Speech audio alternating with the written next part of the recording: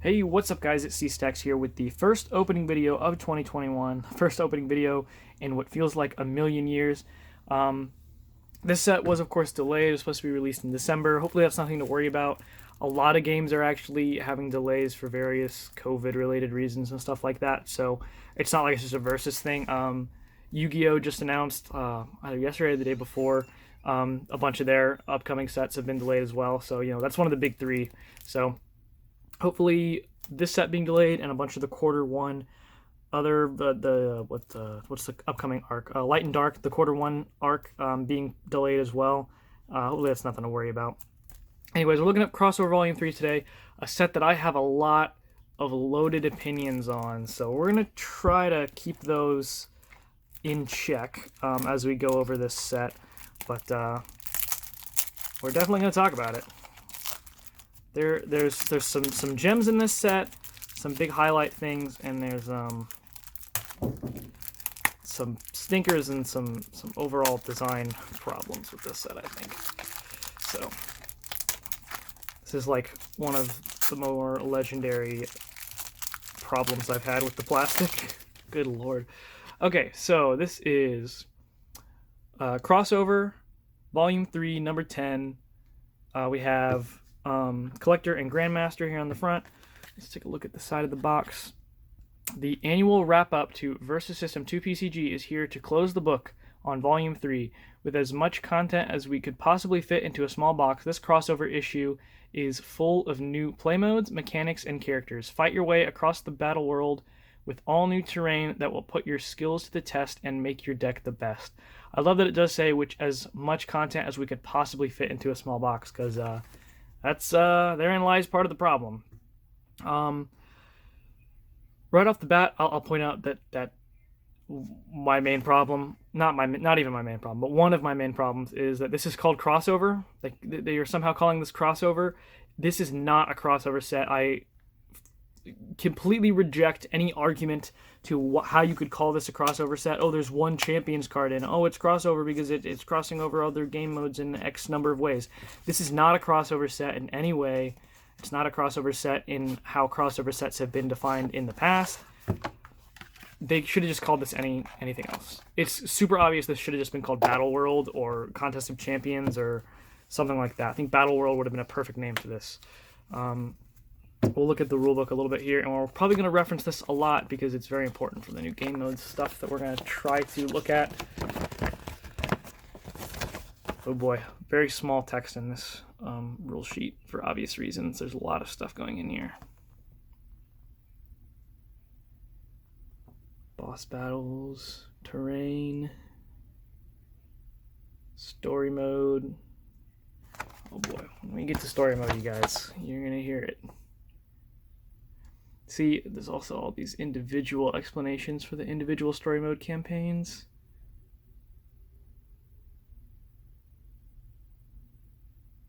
Okay. All right. I'm going to leave this unfolded over here because we are going to come back to that. Okay. Here we go. First off, we have the Collector. He's a 0/5, 6 health. He is that yellow team? That's red team. They both have yellow on them, but it has like red coming out of it, so that's red team, right? Shit. So the new teams introduced in this are red team and yellow team. There are not very many cards in those teams. We've talked a lot before, complaining about them introducing new teams in small sets. Well, this is like the extreme on that. All right, so I think this is red team. He's a 0/5, 6 health. If I can't have it, no one can. Main red, remove a KO pile from the game. Such a waste. Level up 3. When an equipment, plot twist, or supporting character is removed from the game, the collector gains an XP. He can only gain XP once for each card type. And then at level 2, he's a 0/10, 6 health. He has upgrade the collection, reaction yellow.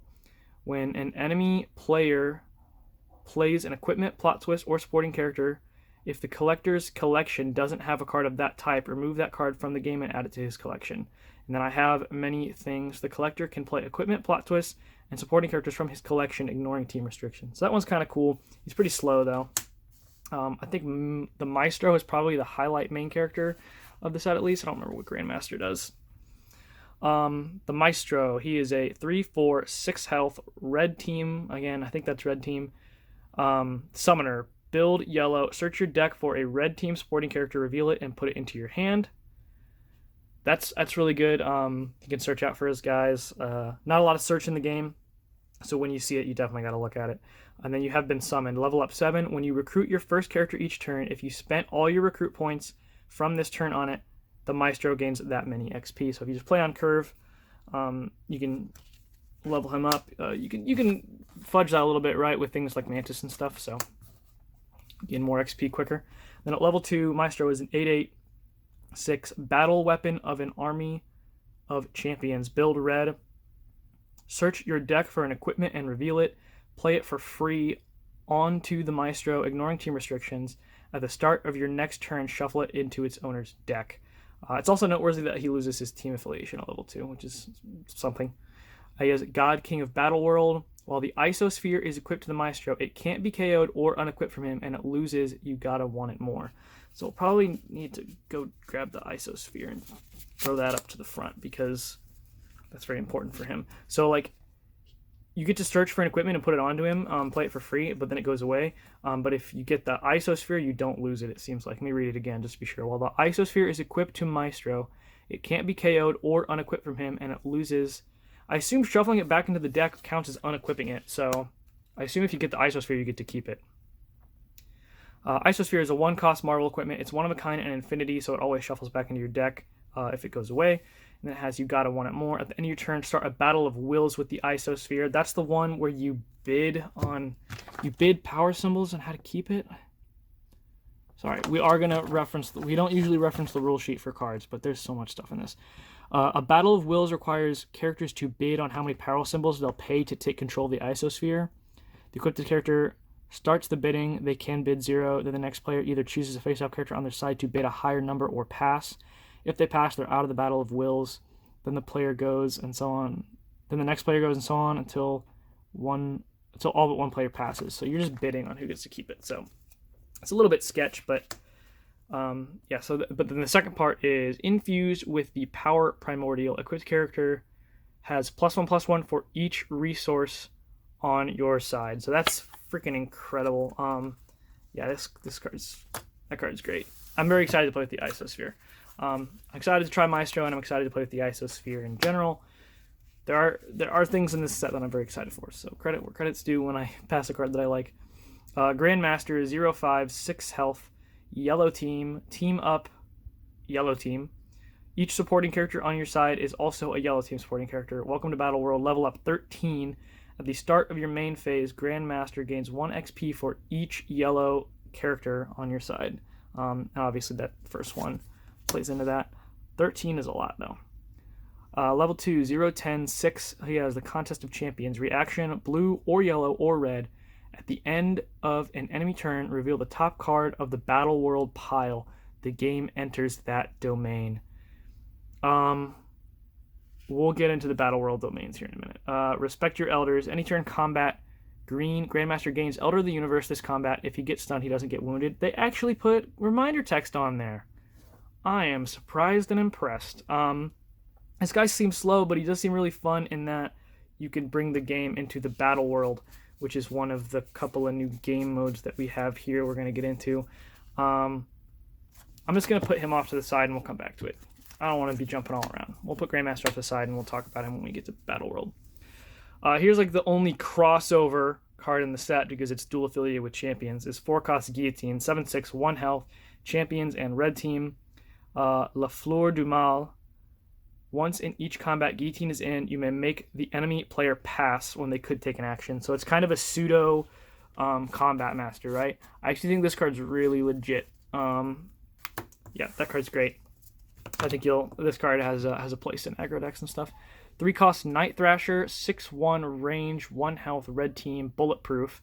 Characters with range can't strike Night Thrasher, even in melee combat. We've seen that power be good before. He is mobile.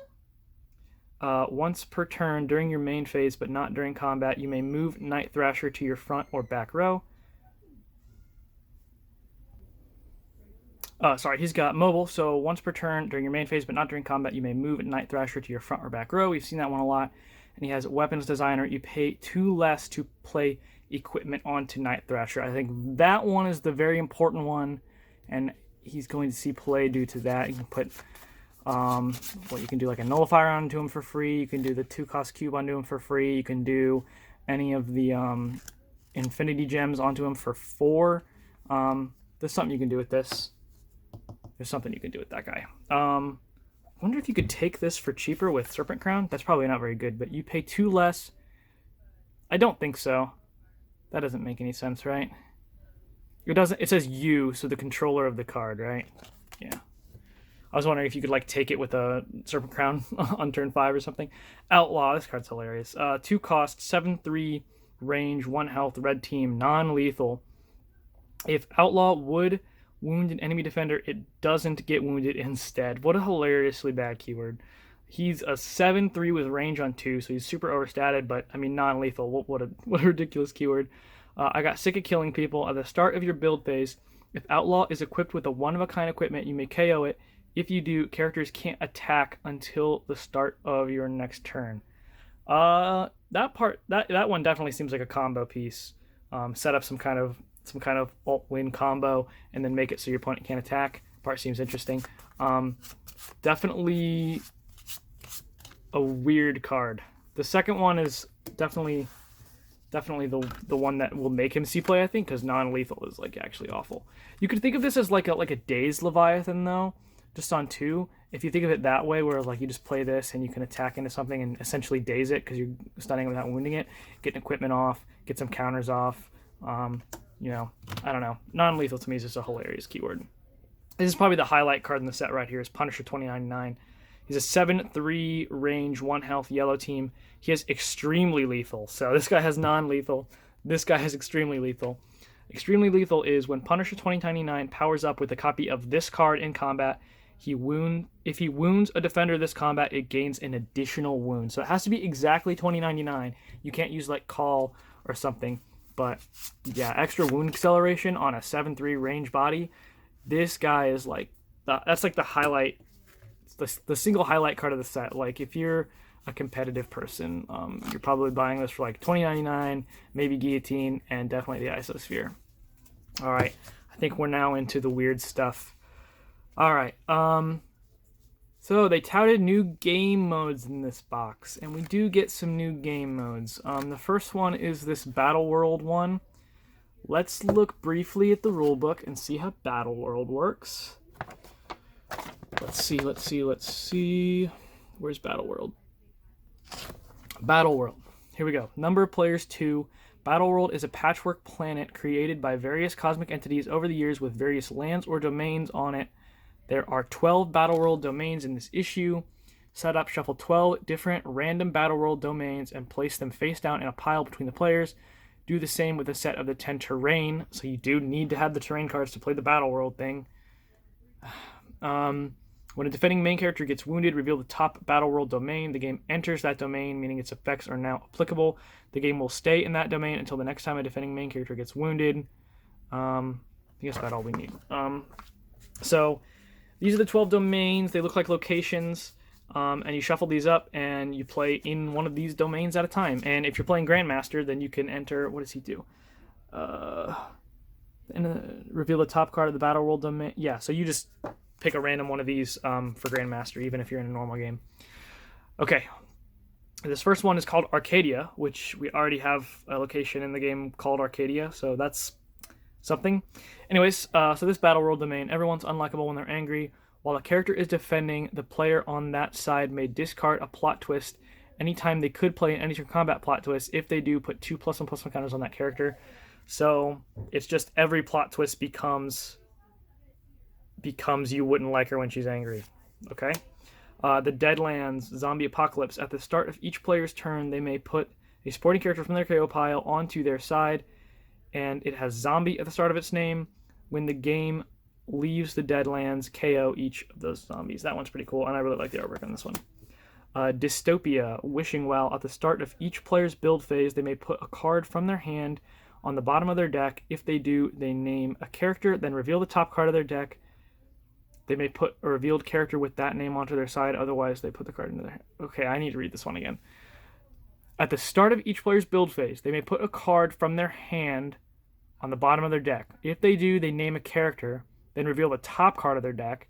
They may put a revealed character with that name onto their side, otherwise they put that card into their hand. If the Maestro is on your side, they may reveal 2 cards instead. So you're guessing what's on top of your deck. If you guess right, you get to put it out, and if not, you're just drawing it. That's interesting. Greenland. This one's funny to me. It's kind of like this one is made for me because it's got like a Might Makes Right thing kind of on it.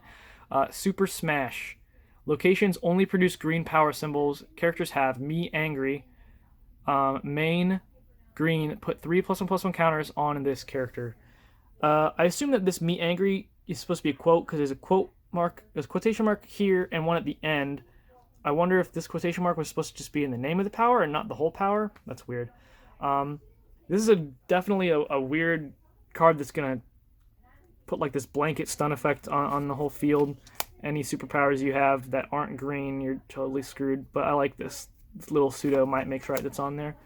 Hydra Empire. Hail Hydra. Characters on your side and in each player's hand have Soldier. When this character appears, put -1 counters equal to the number of soldiers on your side onto an enemy supporting character. Again, they did reminder text, which they're not always keen to do. I love the artwork on this one. Soldier has proven to be pretty weak in the past, so, pretty low impact. Colosseum, arcade game. At the start of each player's turn, they may start a gladiatorial game. If they do, each player may choose a sporting character in their hand as a gladiator. Then each player puts their gladiators into their front row at the same time, and then puts -1 counters on each gladiator equal to the other's printed attack. KO gladiator stun this way. That one's really weird. It's going to make weird things happen. Perfection, droning on and on. At the start of each player's main phase, they may choose a face-up supporting character on their side. If they do, they put 3 token copies of that character with Swarm onto their side, KO them at the end of the turn. This one shows up on the Ultron boss mode. I think this one's really cool. Technopolis, know-it-alls. Characters have Genius. At the start of your turn, draw a card. This one could get pretty out of hand. It's all characters have Genius. Wow. Ultimate End. This one comes up on one of the boss modes, maybe? Comes up on... This card comes up somewhere. Made in Manhattan. At the start of each player's turn, they draw a terrain. Oh, this is the one that brings in terrains. That's what I was thinking of. Yeah, so terrain is another game mode that is folded into this game mode. So really, it's one game mode. Anyways. At the start of each player's turn, they draw a terrain city card and place it. When the game leaves Ultimate End, remove each of those terrains from the game. We'll get into how terrains work when we get there. Valley of Flame, the Devils in the Dinosaur. Characters with neither flight nor range have Ferocious. That's kind of interesting. Warzone, the Divide. When the game enters this domain, randomly choose one side to be the iron and one side to be the blue. The iron, characters on the side have +2 on their turn, +2 attack on their turn. The blue characters on the side have +4 defense on their turn. Okay, whatever. It's just so hard to judge these cards. I'm just like going through this. Weird World, a place that can never be fully known. At the end of each player's turn, they may put any number of supporting characters on their side, enter their resource row face down. Whoa. It's like a crazy ramp effect. Triggers at the end of the turn, though. At the end of each enemy, at the end of each player's turn, they may put any number of supporting characters on their side into their resource row face down. So it's not like you can ramp and then pass to your opponent, or do something to get rid of this and then pass it. You kind of have to give your opponent the chance to do this. But then you switch domains when a main character is stunned. So if you pass this to your opponent and they want to also get the ramp, they have to choose not to stun you. I don't know. This is going to make for some weird kind of game states. That's like a really crazy ramp ability. Okay, and then we're in the terrain. So the Battle World ones, I don't know. Some are more impactful than others. Maybe it'll be fun. We'll definitely play it on the channel and see how it goes. If you're playing Grandmaster, even in a normal game, you can bring in the domains, right? Obviously, it's like an optional game mode. You can choose to just play Domain World or Battle World. That's what it's called, right? Battle World. You can choose to just play Battle World with your friends. Or even in constructed tournament games, Grandmaster can bring the domains in. All right. The next one is terrain. Terrains are these really ugly mustard cards that I think you just randomly pick one at the beginning of the game. If you're choosing to play terrains, how does terrain work? Let's see. Terrain. Number of players, 2 to 4. Terrain is an important part of almost every combat, so we thought we'd make some. Set up, shuffle a set of 10 terrain and place them face down in a pile. As of this issue, there's only one terrain, city. After players reveal their main character during setup, but before they draw their hands, each player draws a terrain card and looks at it. Then the first player places their terrain with the rest of the players following in turn order. Each terrain will tell you which row it can be placed in, blah, blah, blah. Then each player draws their hand. So you're just going to get the one terrain. And it tells you on the terrain how it works. So you're going to shuffle these up at the beginning of the game. Each player gets one, and then you just apply how it works. So this one is Alley. It goes in either of your rows, and it affects one character. So it kind of has to be like touching the character. So I guess kind of like an equipment. You can just kind of tuck it underneath or put it right next to it or something. This one has Dark and Dingy. The character here loses and can't gain flight and can't be attacked by characters with flight. Okay, I love the artwork on that one. Construction site. It can go in either one of your rows on one character. The right tool for the job. At the start of your main phase, put a +1/+1 counter on that character here. I mean, a single +1/+1 counter. All right. These ones, the terrain that I've seen at least strike me as all being pretty low impact. Downed power lines, placement, enemy front row, all characters, live wires. When a character without flight in this row attacks, put a -1 counter on it. All right. Dump truck, placement, either of your rows, all characters, dump. If a character in this row would gain any -1 counters, put them here instead. Truck, you may move this during your formation step. Okay, so it's like just a way to suck up -1 counters. You can put it in your front or back row, and like characters in that row essentially are immune to getting -1 counters. All right. Dumpster, placement, either of your rows, 2 characters. Dive for cover. Characters here have +3 defense while defending against a range attack. So they dunk behind the dumpster. That one's kind of hilarious. Public park. Placement, either enemy row, all characters. Wide open spaces. Characters in this row can't gain defense from plot twists. That one's pretty good. That one's interesting. I love the artwork on this one. We have river. Goes in either enemy row, all characters, all wet. Characters in this row have -2 attack while defending. I mean, all right. Rooftops, placement, your back row, all characters, up on the rooftop. While ranged attacking, characters in this row have +1 attack and can't be struck back. All right. Sure, that's all right. Again, I don't really know how to judge these until I sit down and play it, I guess. Street light, placement, either of your rows, one character. The character here has power of the people. Main, again, they did the weird quotation thing where the quote starts at the beginning of the name of the power and goes all the way through the text. It's a really weird way to do that. Power to the people, main, blue or yellow or green or red. Put 2 -1 counters divided as you choose on up to 2 enemy characters. Yeah, so that's all right. It's kind of like Storm. I mean, yeah, pretty just generically good. Taxi, placement, your front row, run one character, hailing distance during your main phase, but not during combat. You may move the taxi and its passenger to your back row, remove the passenger from the taxi, then move the taxi back to your front row. So this is a very fancy way of giving a character mobile. It's a lot of words for flavor reasons, and that's it for terrain. I think calling these 2 game modes where you have to have the terrain one to do the battle world one, it's one game mode, and to me it's one lukewarm game mode. It's one half-baked game mode. I don't know. I haven't played these yet, so we'll definitely probably try to play these on the channel, and then we'll see how we feel about them. But I wasn't blown away. Now we're on to the worst one in the box. So, boy, these are ugly. All right, here's story mode. I really don't want to read these. Oh, jeez. Okay, so story mode is a series of 3 games that you play with your opponent. There's these 5 different ones, and basically at the end of each game, you apply an effect based on which player won, and then the player who wins the 3rd game is the winner of the story mode or whatever. Also, I thought that these were like kind of looked like characters, but like looking at it in person, I don't know if you can tell, but like these cards are like brown.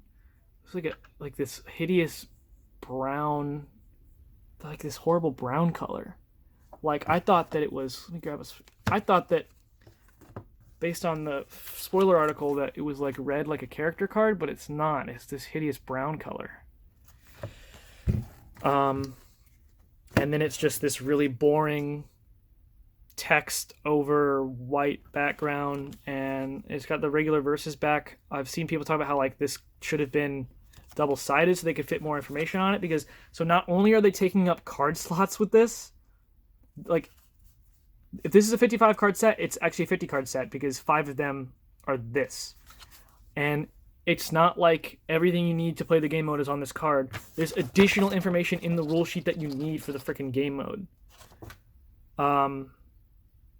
So yeah, that's a thing. Boy, there's so much text on this. I don't want to go through all these. Assassination plot. Sneak into the enemy headquarters and kill their leader. Player A's main character is trying to kill Player B's main character, you know, as in every single game of Versus. Part 1, create the plan. Player A wins. So if Player A wins game 1, you're able to scope out the layout of the enemy's headquarters. For Part 2, you start with 2 extra cards. Pretty good. If Player B wins, you detect some lurking enemies and raise the alert level. Secretly name a supporting character in your deck to be a bodyguard for the rest of the story. So here's the first instance in which we have to consult this damn rule sheet. Okay, what is a bodyguard?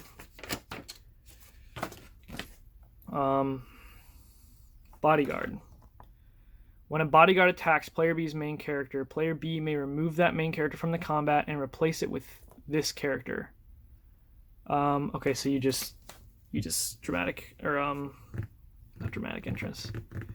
The X-Men. You just uncanny defense your main character out. You detect, I already read that one. Okay, game 2, get into position. If Player A wins game 2, your plan is to attack from all angles.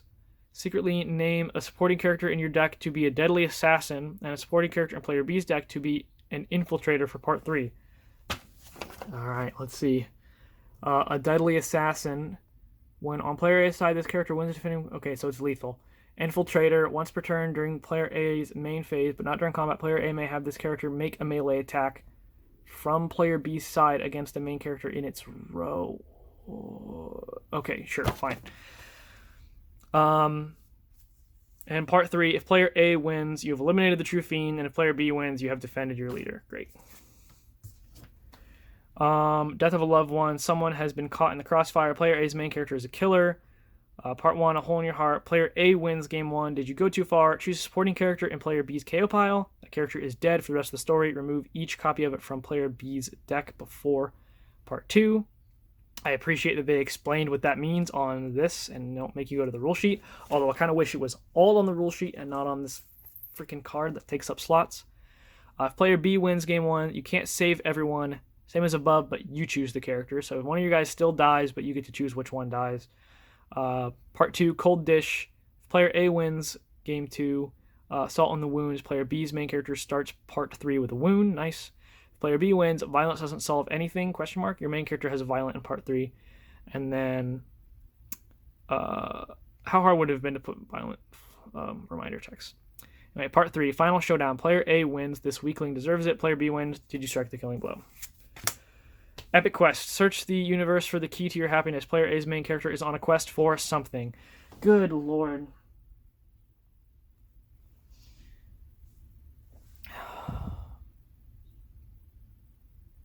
They make this story mode thing, and then... Wow. Player A's main character is on a quest for... ... something. Okay. Part 1, searching. Player A wins. You finally know where it is. Name a location in your deck as the site. Player B wins. You obscure the path, same as above, but you name the site. Okay, Part 2, discovering. If Player A wins, you reveal to the universe what you're seeking. Name a one-of-a-kind equipment not in your deck as the item and shuffle it into your deck for Part 3. Ignore play restrictions for the item in Part 3. So, like, you would have to reveal your deck to your opponent or something so that they can confirm it's not in here. Whatever. This is all for casual play. Who cares? Player B wins. You plant some intel about another option. Same as above, but you name the item. Okay? Part 3, contesting. Player A wins and has played a copy of the site and the item this game. Player A wins and has played a copy of the site and the item this game. What do you do with your new unlimited cosmic powers? Any other outcome? You've helped the universe dodge a giant, probably purple bullet. Okay, so is this whole thing like a joke? Your main character's on a quest for something. Oh, it's probably the insinuation is that it's the Infinity Gauntlet, right? Because, they're talking about Thanos down here. Whatever, man. I hate these. I hate these so much. Oh my god. Galactic game. Take part against your will in an epic game on an artificial world. Set up. Create a patchwork planet. Let's check this rule sheet. Again, so I wouldn't be angry about checking the rule sheet, like if it was one or the other. I'm really annoyed that these take up slots in the set, okay? But if they do, make it double-sided and put it all on here. If you're taking up slots in the set, then it better all be on here. If I have to have this card and then it tells me something and I have to reference the rule sheet, why didn't you just put it all on the rule sheet? Okay. To build a patchwork planet, take 9 locations, one of each of the 6 basic types, 1 wild special location for each main character, and 1 random special location that doesn't produce power symbols, like Wakanda. If the main character doesn't have a wild, they choose a specific basic location. Shuffle the 9 locations and deal them out into a face-up 3x3 grid to the side of the game. This one's kind of interesting. Each player puts a marker, try wound and XP counters on their wild location. Characters on their side can use the locations where you have a marker as if they were in your resource row. When a location is used this way, turn it face down, turn it face up at the start of your next part. Oh boy, I don't even know how to unpack that right now. Let's just go through the rest of this. Try to get through these friggin' story modes. This is gonna be my longest opening for a 55 card set ever. Let's see, part 1, where are they? Player A wins. You'll play their little game and win. Add a marker to a location adjacent to your marked location on the patchwork planet, so it's just more things that you can use. Player B wins. What kind of twisted place is this? Well, you're not going to back down. Same as above. You just do that. Part 2, this place seems familiar. Player A wins. You're starting to get the hang of this, and you sort of like it. Add 2 markers, one at a time, to an unmarked location adjacent to one of your marked locations. Player B wins. No one will stand in your way. You just do the same thing. Part 3, now I'm ready to leave. If player A wins, you won this whole thing for whatever that's worth. Player B wins, you get to go home if home is still there. This one seems like more interesting with the whole grid, and it's like adding an actual element to the game, which I think could be interesting.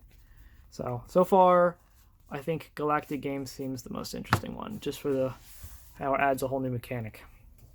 Is this the last one, please? Okay, time traveler. Travel to the past to try to change your present. Player A's main character is a time traveler. Again, like, these stories are just so vague. It's just so boring. It's so half done. They shouldn't have done this in a 55 card set. Like, I like the idea of story mode. It's just so half done. Alright. Part 1, Arrival. Player A wins. Your advanced technology and knowledge help you win easily. Now you can show your true self. Your main character starts Part 2 at level 2. Wow! That one's insane. Player B wins. Now you have some experience with this time travel stuff. Your main character starts Part 2 with 1 XP. It'd be hilarious if you're like Dark Phoenix or something that requires only 1 XP. Then you're just starting the game at level 2, just like the first one. Part 2, Beyond Your Comprehension. Player A wins. Hard to believe this is the same planet. Time to unleash everything you got. You start Part 3 with 10 resources, and resources can't appear on your side. During your resource step, you must KO a resource instead. That's freaking insane. Starting on 10. Good lord. Player B wins. You barely survive. What's next? Same as above, except player A starts with 7 resources. Oh my gosh. So you still start at a severe disadvantage. Oh my god. Wow. Even if you win. Wow. And that's part 3. How is player B supposed to win part 3? You start part 3 with 10 resources, and even if you win game 2, player A is starting part 3 with 7 resources. How does player B win game 3? Wow. Part 3, forever changed. Player A wins. You've changed the past, but do you even remember what you're doing? Play the story again. Player B wins. You've halted this temporal incursion for now, but what's to stop it from happening again? Play the story again. Hilarious. So funny. I hate story mode, you guys. I hate this. Oh, man. I hate the way they did this. Oh, boy. We'll definitely try them, because it's a new way to play the game, sort of. It's also worth noting that it's not a best of 3, because whoever wins the third one, you can get... Player A can win here, player A can win here, and then if player B wins this, then they win. I hate how ugly these cards are. I hate that they're taking up slots in the set. I hate that it has incomplete information. I hate that the stories are so dry and boring. I hate it. I hate story mode. Okay, as far as new game modes go, this is the best one. This one I'm actually really excited for. I'm pretty thrilled with this one. So, you just heard me shit on story mode for a few minutes there. This is boss battles. This one, I'm very excited to try it. This one seems legit. I'm very excited for boss battles. So, I'm not just all negative all the time. Boss battles seems fun. So, if you guys remember back when Monsters Unleashed came out, they had the Leviathan Mother multiplayer game where it's like 2v1 where you team up against Leviathan Mother and there's additional rules. Well, now you can do that for these 5 characters. Again, these are things that don't technically need to be on a card that's taking up slots in the set, but it's more forgivable when they're attractive cards like this and not poop-colored, boring, plain white background crap like that. I like these. These are aesthetically pleasing to me. I like boss battle. Okay, so this first boss battle. So basically, you play this with the corresponding character, and you get these additional effects, and you play in a 2v1. So you're the boss. 2 people team up against you, and yeah. So if you're playing Death, you can play this boss battle. When a location appears on your side, if it's a blue location, I meet so many people. Each player puts the top 3 cards of their deck into their KO piles. That's insane because Death gets +1/+1 for each character in the KO piles. If it's a yellow, I shall bring you peace. KO a supporting character on each enemy side. Really strong. Green, trapped with Death. Put a +1/+1 counter on Death for each character in your KO pile. Oh my god, that's insane. Wow. And then red, let the game begin. Until your next build phase, draw an additional card for Mistress of the Infinity Well. So that's the one that when the players draw cards, they draw 1 extra. So now you're drawing an additional 1 extra. That's good. And double the counters from Cosmic Balance, and both powers are turned off on enemy turns. Wow. So it just makes your Death stuff better for you, and it totally turns them off for your opponent. That one seems really cool. I like all these. Very excited to try that one. That one seems fun. Fin Fang Foom is probably the weakest overall character that they chose to do a boss battle with, so hopefully those are really pushed. So let's see here. Okay, so when a location appears on your side, if it's Earth, I have Awakened, put 2/+1 counters on Fin Fang Foom. If it is hibernating, hibernation ends, and put an additional 5 on him. Wow, that's cool. Blue, Greater Acid Mist, put 2 -1 counters on each enemy character. Yellow, time for you all to spill blood. Draw a card, then draw another card for each enemy character with a minus counter. That's cool. Green, no place in the universe will give you safety. Fin Fang Foom has +5/+5 and is solitary and massive this turn. He can team attack and attack rows instead of characters. So you give him +5/+5 and he can do all the things that Fin Fang Foom's supporting character can do. That's pretty cool. And then Moo, which is the wild location for the monsters team. Choose one of the effects above, or once per game, heal all wounds from Fin Fang Foom and transform him into a monster's Fin Fang Foom supporting character. He becomes a main character. Wow, that's so cool. Again, Fin Fang Foom is the weakest main character to choose for this, I think, but like once per game, you can heal him and make him into a 14/14. That seems pretty cool. I like all those. Leviathan Mother. This was the original raid. A bunch of these effects are changed. They're kind of boosted up a bit. When a location appears on your side, if it's space, defend your mother. Reveal cards from the top of your deck until you reveal a one-of-a-kind Leviathan character. Put it onto your side. Shuffle the rest of the cards into the deck. That's great. Yellow, the time of nesting is here. Draw a card, then draw another card for each one-of-a-kind character on your side. That's great. Green, face me and die. Put 4 +1 counters on the Leviathan Mother and 2 +1 counters on each one-of-a-kind character on your side. That's so good. Red, this planet angers me. Stun a supporting character on each enemy side. That's great. And then the Desecrated Nest, which is the wild location. Choose one of the effects above, or put each Leviathan Servitor from your KO pile onto your side. Very cool. You don't really play the Servitors in this deck generally, but you know, good. That's cool. Like it. Thanos. It's worth noting for these next two that you can choose to play this with photo or illustrated characters, just as long as the name matches. So there is photographic Thanos, you can play it with that, and there's photographic Ultron, which I think is maybe where this is going to be best. Okay, Thanos. You can play this with either illustrated Thanos, because there's two illustrated Thanoses, or you can play it with the photo Thanos. When a location appears on your side, blue, I hold the galaxy in my palm, daze up to 3 enemy characters. Very cool. Yellow, I am Thanos, draw a card, then draw cards equal to Thanos' level. Okay, so that one's clearly meant, right, for like the level 4 Thanos, or the photographic Thanos goes up to level 3, I think. So that's cool. Green, I had to be faithful to my nature. Thanos strikes a supporting character on each enemy side with double his attack. KO each character wounded this way. That's really good. Red, behind each door waits further treasures. Search your deck for a card and put it into your hand. That's just generic anything. Wow, so good. You could actually maybe collect the Infinity Gauntlet this way. Wow, that's so cool. The Vault or Sokovia, choose one of the above effects. And if it's Titan, choose a supporting character on your side to gain Eternal. If it would leave play, you may put it into its owner's hand instead. This one seems really cool. Boss battles is a big win for me. I'm excited for these. These ones seem really fun. Again, they don't technically have to be cards. Like, I could just pull this up, and as long as we all know these rules, we could. But I know, you know, it's the best game mode in this box, so I'm really excited to play it. All right, last one, Ultron. When a location appears on your side, if it's blue, Age of Ultron, the first time an Ultron on your side uses a power, this turn it pays 1 less power symbol. Yellow, I will be unstoppable. Put the top card of your deck face down into your resource row. If it's a location, you may play it face up instead. Wow, this could trigger another one of these abilities. So if you do this and you hit another location, you get to trigger that effect. That's so good. Green, we are Ultron. Put 3+1/+1 counters on each Ultron on your side. Insane.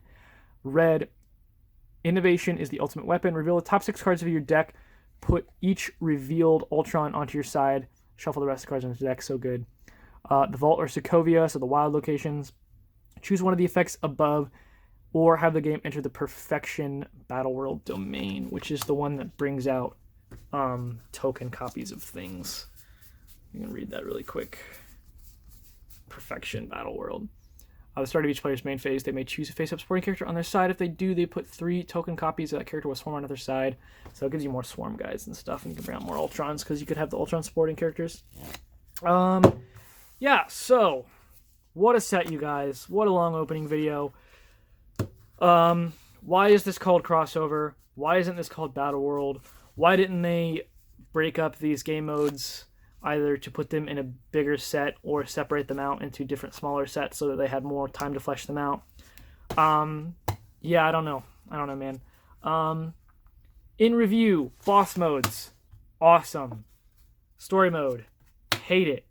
Terrain and Battle World, you know, I'm really lukewarm on it. They're really meh. I'll have to try them, but it seems half-baked. Oh boy. Punisher 2099 is great. Guillotine is really good. Isosphere is great. Maestro seems fun. This is like the epitome of introducing small teams in small sets. This is like the worst example of that so far. Why is this crossover? Oh boy. Should you buy this? Let's talk about that, because that's like the big question, right? So, if you're a competitive player, yeah, you probably need to buy this because it has Punisher 2099 in it. So, yes, if you're trying to play competitively in online tournaments or whatever the hell, yes, you probably need to buy this. Casual kitchen table players.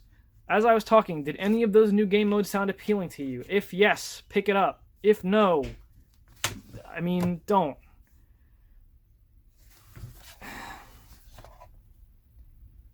I don't know, man. These new game modes clearly meant more for the kitchen table player, but even then, like, I would have wanted more, right? Like, this opening video is getting very long, But in review, there's some hits and misses in here. I think boss battle is good, and there's some good cards in here, right? And we've talked about wanting super awesome games and designers to make more big swings and try more creative things. But here's the thing with this. I don't think this is a big swing. A lot of people have been saying it's a swing and a miss, but like to me it's like it's a bunt at best. Like these story modes, like they're just so half done, it feels like. And the domains and the terrain, like if you're gonna do new game modes, do it and do it big and do it well and put it in like its own box and just do it right. And I feel like they were just really timid with this. I would have been cool with the whole box of the boss battles, because that to me is the highlight. Anyways, I'm gonna stop myself from rambling. These videos exist, I feel like, to tell you if you should buy a thing or not. I would recommend buying the thing because I collect everything, and there are good cards in this that you're going to need to have for tournament play, i.e. Punisher 99, Isosphere, and Guillotine. So competitive players need it. Casual players, I think you will get a kick out of the boss battles. And, you know, Battle World, terrain, story mode, who knows, remains to be seen. I'm willing to bet that story mode is a big fat no. Anyways, sorry about rambling. That's Crossover 3, or as I like to call it, the Battle World set, because that's what they should have called it. Anyways, thanks for watching, guys. I'll see you next time, hopefully for a much more positive, better set, and I'll see you next time. Peace.